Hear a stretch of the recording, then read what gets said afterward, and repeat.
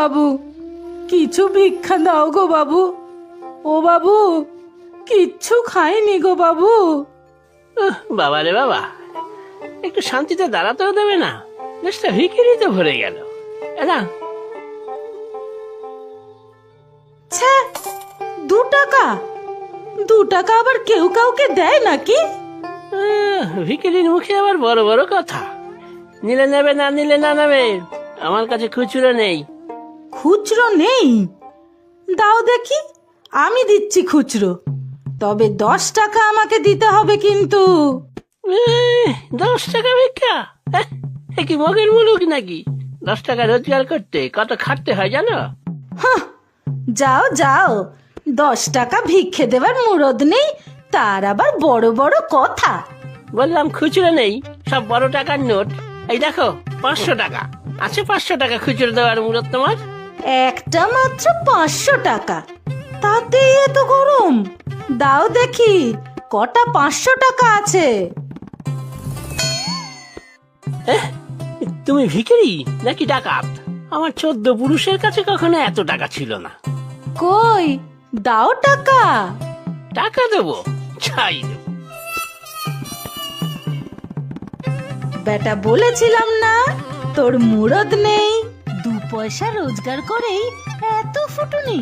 কাল থেকে আমার পাশে বস ভিক্ষে করতে, অনেক বেশি রোজগার হবে।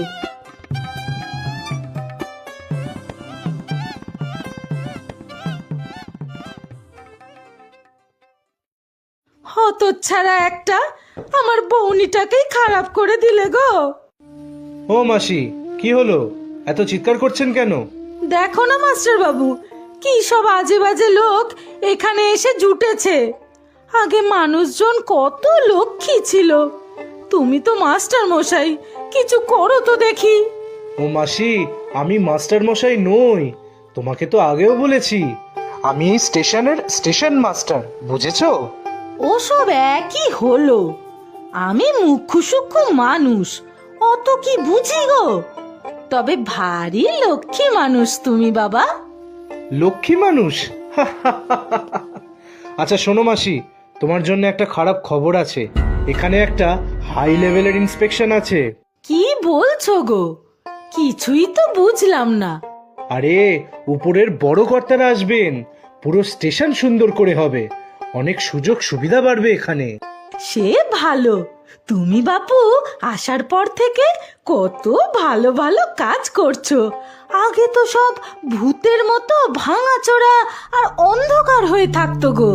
কিন্তু মাসি, এরপর থেকে প্ল্যাটফর্মে বসে তোমার আর ভিক্ষা করা যাবে না। ওই ঝুপড়িগুলো সব সরে যাবে।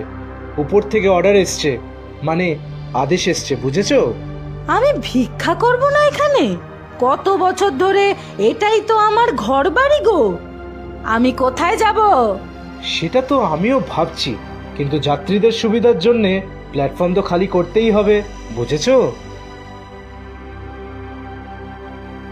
আমি এখান থেকে কোথাও যাব না, মরে গেলেও যাব না। হ্যাঁ, আমি দেখছি। ওর ফটো তুলে আশেপাশে থানায় জানাচ্ছি। দেখি কেউ যদি মিসিং ডায়েরি করে রাখে। কে দেখেছিল ওকে প্রথমে? আগে স্যার আমি। তুমি তো চা বিক্রি করো, তাই তো?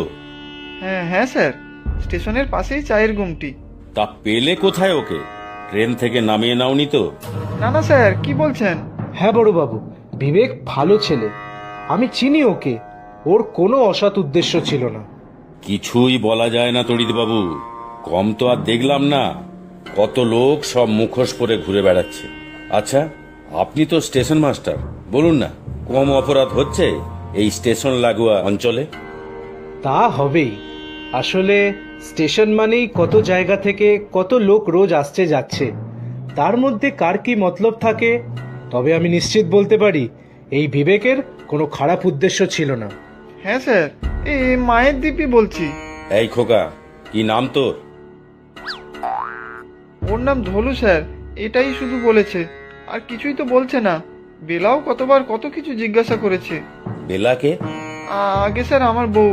বেলা খুব যত্ন করেছে ধলু। দেখুন না, নাইয়ে খাইয়ে দিয়েছে। এই নতুন জামাটাও মানে।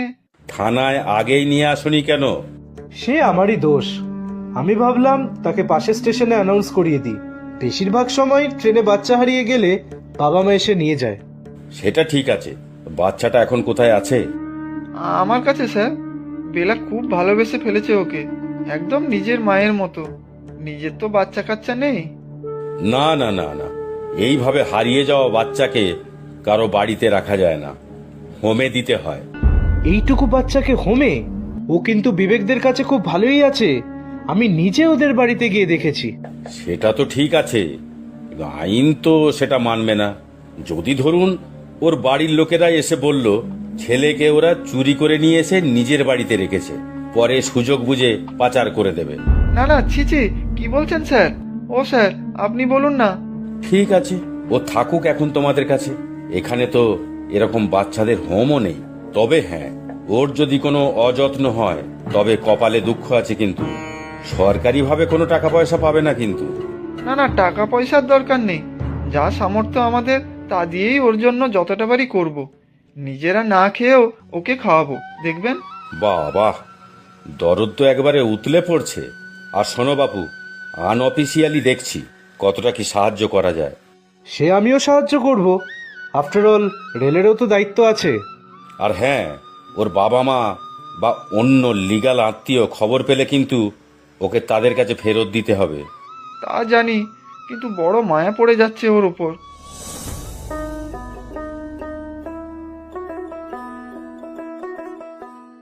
সারা রাজ্য তো খুঁজে বেড়াচ্ছি, আর এই চাঁদু তো দেখছি এখানে। হ্যাঁ, একটু কাজে বেরিয়েছি। আপনি তো বেশ হাওয়া খেয়ে বেড়াচ্ছে, আর আমাদের হাওয়া টাইট। আমাদের কাজটা কবে হবে? আমি চেষ্টা করছি তো। আজকাল কি আর চোটপাট দেখিয়ে ভাড়াটে তোলা যায়? কত আইন কানুন হয়েছে এখন। আরে ওসব আইন কানুন আপনাদের মতো ভদ্রলোকেদের জন্য। এই দেখুন, আমরা ভদ্রলোক না, আমাদের জন্য কোনো আইন নেই। যা করি সেটাই এখানকার আইন। হ্যাঁ, দাদাই শেষ কথা। তা হবে হয়তো। প্রথম কিস্তির টাকাটা তো দিয়েই দিয়েছি। এখন বাড়িটা ভাঙতে না পারলে কথার খেলাফ হয়ে যাবে। 2 ঘর ভাড়াটিয়া তুলতেই যত ঝামেলা। ঝামেলা? ভাড়াটিয়া তুলতে? কিরে রানা, বলে কি? দেশে কি চলছে বলতো? ভাড়াটিয়া নাকি উঠবে না? চাঁদু, ও সব ফালতু কথা। আসলে দেখো, এই দুলাল বাবুর তোমার অ্যাডভান্সের টাকা মেরে দেওয়ার তাল। না না, কি বলছো এসব? বাড়ি তো আমি খালি করিয়েই দেবো বলেছি। তাহলে আর দেরি কেন? কালই আমি লোক পাঠিয়ে বাড়ি ভাঙা শুরু করব। নতুন ফ্ল্যাটের কাজ শুরু না হওয়া পর্যন্ত কোনো খরিদ্দার মাল্লু ছাড়ছে না। না না, কাল হবে না। ওরা কত পুরনো ভাড়াটিয়ে আমার। আমি বলেছি, বিবেক বড় ভালো ছেলে, ঠিক দেখবে, ছেড়ে দেবে বাড়িটা। ওই বেটা চাওয়ালার বড্ড পায়তারা বেড়েছে। কাল তো দেখলাম কোথাকার কোন একটা বাচ্চা জুটিয়েছে। সেটাই তো চিন্তা বাড়িয়েছে আমার। ওদের নিজেদের থাকার জায়গা নেই, তার উপর আবার একটা ছোট বাচ্চাকে নিয়ে কোথায় যাবে? আপনি দাদা নিজের চরকায় তেল দিন। আজই বলুন ওদের বাড়ি খালি করতে, না হলে আমি দেখে নেব। আমাদের কিন্তু মুখে নয়, হাতে কাজ করতে হয়। 2 থাপ্পড় দিলে ওই বেটা চাওয়ালা এমনিই বাড়ি ছেড়ে পালাবে।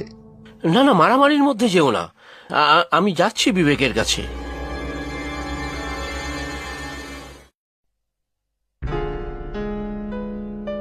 জানতাম সময় মতো ঠিক আসবেন। শকুন তো মরার খবর পেলে ঠিক আসবে। এই, মুখ সামলে কথা বলো। আমি এই বাড়ির একমাত্র জামাই। দিদি মরে গেল, তার আর জামাই কই? কোনোদিন তো কোনো খোঁজ খবর নিতে দেখিনি। আজ ঠিক চলে এলেন সম্পত্তির বকরা নিতে, তাই তো? কেন? যদি তার জন্যই আসি তাতে অন্যায় কি? তোমার বাবার সম্পত্তিতে তোমার যতটা অধিকার আছে ঠিক ততটাই তোমার দিদির। দিদি বেঁচে থাকলে নিশ্চয়ই দিতাম। আপনার জামাই হিসেবে নিশ্চয়ই কোনো অধিকার নেই। আমার না থাকুক, তোমার দিদির ছেলের তো আছে। আমাদের সন্তুর তো প্রাপ্য তার দাদুর সম্পত্তি। আপনার লজ্জা শরম কিচ্ছু নেই, তাই তো? দিদি মারা যাওয়ার পর আবার বিয়ে করেছেন, ছেলেটাকে তো বোর্ডিং স্কুলে দিয়ে দিলেন। এখন আবার তার জন্য দরদ উতলে উঠছে। সন্তুকে সম্পত্তির ভাগ দিতে তুমি বাধ্য, না হলে আমিও দেখে নেব। যা করার করুন, এখন মানে বিদায় নিলে খুশি হব।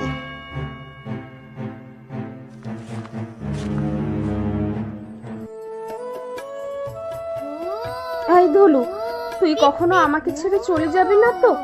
আমি কিন্তু তোর শোকে মরেই যাব। বেলা, পিক্কু দে। না, এখন আর বিস্কুট না, চল তোকে খাইয়ে দিচ্ছি। আজ ডিমের ঝোল বানিয়েছি, ঝাল দেইনি, দেখবি কত ভালো লাগবে খেতে। বেলা, ডিম খাবো।